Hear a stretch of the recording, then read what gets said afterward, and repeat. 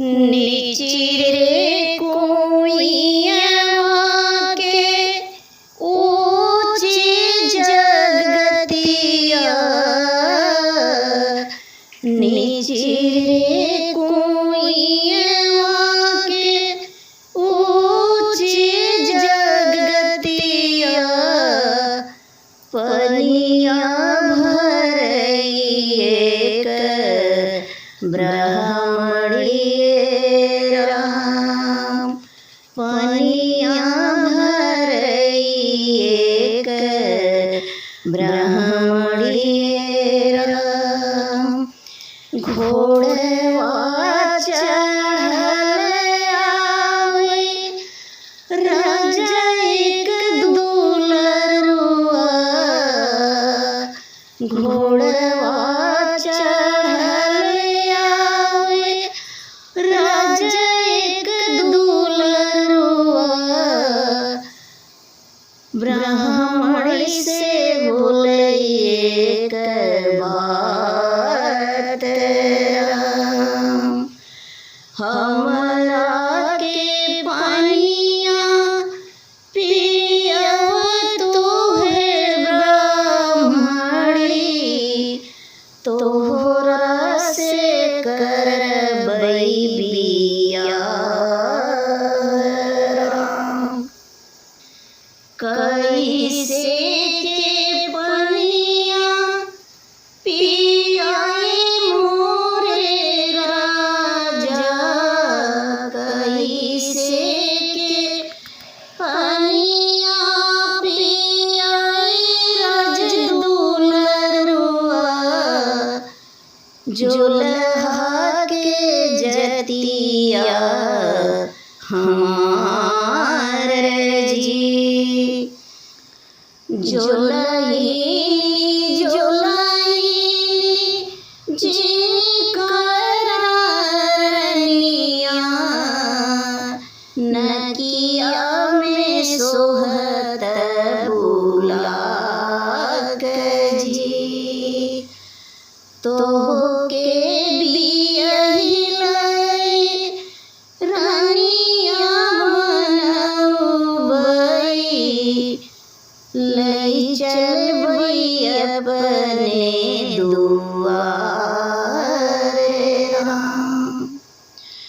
झाकई झरोखवा से बियही रानिया, पिया मोरा सवती लियाए राम, पिया मोरा उड़री लियाए राम। उड़ बियही जे बनैसी धनवा के भतवा, सनवार हरिया के दाली राम। जीवन बैठे रज के दुलरुआ, माई से पूछिए कर बात राम। के जऊ बनैसी ऐसन भोजनवा, भोजने में नहीं बा स्वाद जी, उड़री जे बनैसी कोदाए के भातवा,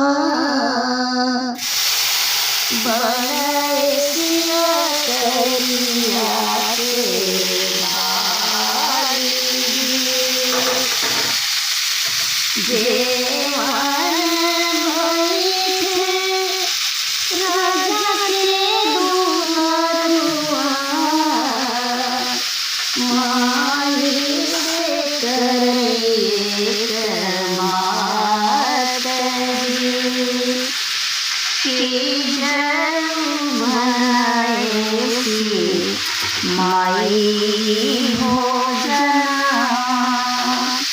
बहुत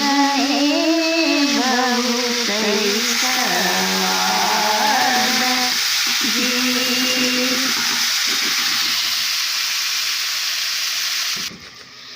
के करा के मारी माई के कगरियाई के कदे झूलनी गढ़ाई राम के कदे झूलनी गढ़ाई राम। बियाही के मारा बेटा बियाही के गरिया उड़हरी के झूलनी गढ़ाई राम। खाई खियाई राजा गंगा स्नान चले दोनों रानी चली उनके साथ राम। बिया उड़हरी के डोलिया मखमल से सजाए बियाही के मछरी के जाल राम। मछरी के जाल लाई पार उतरी बियाही मछरी के जाल लाई पार उतरी बियाही राजा डूबई मज धार राम। हाथ जोरी घोड़े गिर बियाही से अर्ज करे हमारो के उतरी दे तू पार राम। कैसे के परवा उतारी मोरे प्रभु तोरे संगे उड़हरी बसात जी।